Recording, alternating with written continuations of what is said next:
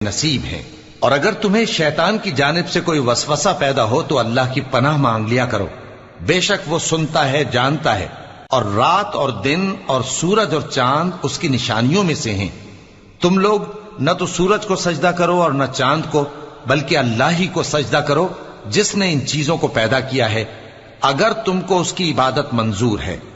फिर अगर ये लोग सरकशी करें तो अल्लाह भी इनसे बेनियाज है, क्योंकि जो फरिश्ते तुम्हारे परवरदिगार के पास हैं वो रात दिन उसकी तस्बीह करते रहते हैं और कभी थकते ही नहीं। और ए बंदे, ये उसी की कुदरत के नमूने हैं कि तू जमीन को दबी हुई यानी खुश्क देखता है, फिर जब हम उस पर पानी बरसा देते हैं तो वो शादाब हो जाती और फूलने लगती है। बेशक वो जिसने जमीन को जिंदा किया वही मुर्दों को जिंदा करने वाला है। बेशक वो हर चीज पर कादिर है। बेशक जो लोग हमारे अहकाम से इन्हिराफ करते हैं वो हम